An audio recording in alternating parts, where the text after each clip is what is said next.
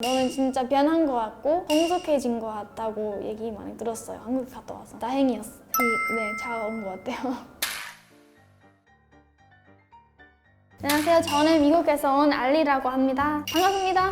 한국 고등학교 나왔어요. 미국에서 교환학생 프로그램 신청했는데 원래 일본에 갈 준비해서 일본어 다 배웠거든요. 근데 일본에 못 가게 돼서 갑자기 진주에 있는 학교한테 연락이 왔어요. 그래서 진주 뭐 통영 있는 학교에 가게 됐어요. 통영이라는 게 너무 기대했어요, 많이. 거기 엄청 아름답고 한국의 나폴리라고 하잖아요. 그래서 가기 전에 엄청 기대 많이 했던 것 같고 그만큼 아름다웠어요. 좋았어요. 한국에 처음 왔을 때 멘토 같은 거 연결해서 멘토 2명 있었어요. 그래서 그 사람들이 다 소개해주고 근데 통영이잖아요. 그리고 5년 전이라서 그때 외국인이 온 거는 아예 처음이어가지고 사람들은 우리 보고 항상 어디 갈 때마다 항상 인사하거든요. 선생님처럼. 그래서 어디 가면 Hi, hello, hi, hello 계속 이런 거예요. 그래서 저도 인사하고 연예인 된 느낌이었어요. 전 한국 고등학교 다니면서 바뀐 거 많은데 그거에 대해서 얘기해볼게요.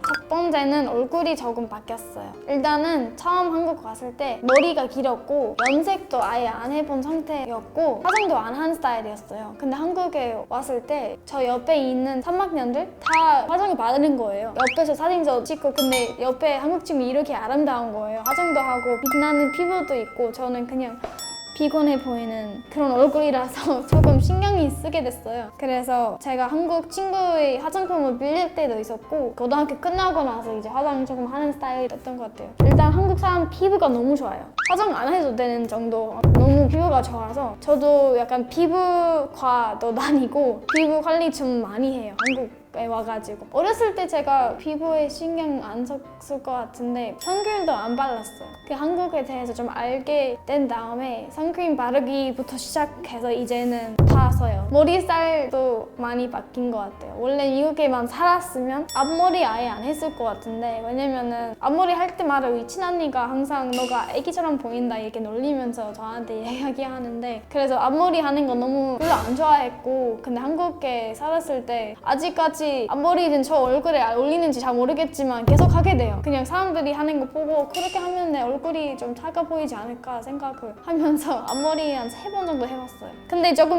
더 길어지면은 별로 안 어울리는 것 같은데 이 정도는 사실 좋은 것 같아요.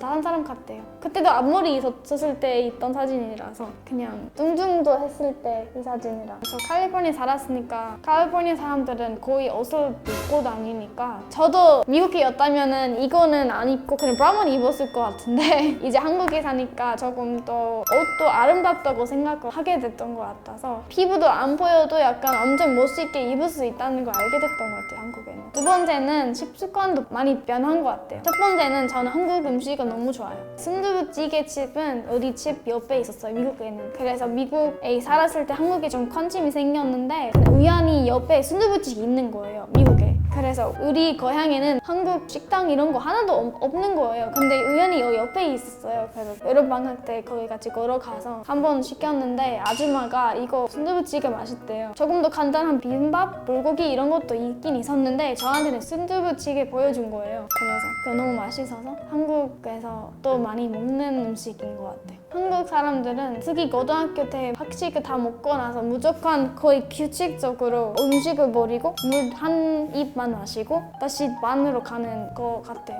그거 너무 신기했던 것 같은데 저도 무조건 먹고 나서 가글만 하고 원래는 전 다 먹고 나서 마시는 거는 규칙적인 거 아니었어요. 약간 느낌으로만 했던 것 같은데 한국 사람들은 무조건 밥 먹고 나서 바로 양치를 하는데 완전 깨끗하게 사나 봐요. 그리고 전 한국 매점에 있었을 때 항상 15분, 10분 정도 쉬는 시간이잖아요. 그래서 거기까지 사람들이 다 저한테 1,000원씩 다 주고 뛰어가가지고 왜냐면 저 외국인이니까 저 늦어도 되거든요. 약간 규칙이 없었어요, 저한테는. 그래서 매점에 가서 쉬는 시간대 아니면 수업 시간 때도 과자 같은 거 사 먹고 그때 우리가 항상 똥 아이스크림이라고 했는데 진짜 이름 잘 모르겠는데 똥처럼 생기는 이런 초콜릿 아이스크림 있잖아요. 자주 먹고 그리고 제일 많이 먹었던 거는 초코송이였어요. 저거동이 매일 먹었던 것 같아요. 미국에는 편의점이 없어서 그냥 집에 있는 걸만 먹었던 것 같은데 한국에는 매점이랑 편의점 바로 옆에 항상 있으니까 조금 밥 먹고 편의점 보면은 아이스크림 먹을까? 이런 거 있는 것 같아서 문화 차이인 것 같아요. 한국 고등학교 음식은 우리는 사립학교여가지고 음식이 조금 더 다른 학교에 비해서 조금 맛이 있었던 것 같은데 치킨 나올 때도 있었고 금요일, 주일마다 아이스크림이나 치킨이나 이런 엄청 맛있는 거 나와서 너무 좋았는데 그때도 한국 사람들은 많이 먹는 사람들은 한 두세 번 정도 밥 먹는 거 너무 남자들이 그렇게 하는 거 너무 신기했어. 미국 음식은 항상 매일 똑같은 메뉴라서 그냥 피자,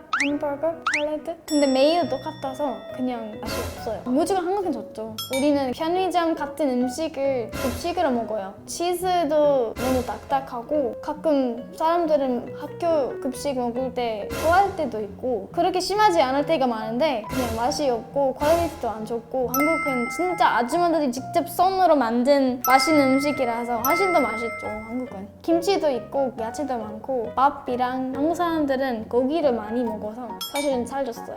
2kg? 그때 제 인생에 제일 무거운 거였던 거라서 신기했어요. 세 번째는 성격이 바뀐 것 같아요. 한국에 처음 오기 전에 저는 조금 부끄러움 많이 타는 편이라서 목소리도 엄청 작았어요. 근데 이제 한국에 왔을 때 처음에는 사람들이 저한테 관심이 많죠. 외국 사람인데. 근데 시간이 지나다 보면 익숙하다 보니까 그냥 제가 노력을 안 하면 친구 사귀기가 힘들었어요. 왜냐면 언어 차이도 있고 말도 못하고 그래서 사람들은 뭐 자기 인생도 있고 저한테 신경 쓸 시간도 없는데 고등학생들은 이렇게 바쁜데 그래서 조금 더 노력해야 된다는 걸 알게 되고 나서 조금 더 노력한 다음에 조금 더 적극적인 사람이 돼서 어떤 사람이랑 인사하고 싶으면 그냥 바로 가서 인사하고 그런 거 부끄러움 안 타서 좋았던 것 같은데 그리고 두 번째는 제가 이제 한국어로 얘기할 때 조금 유머?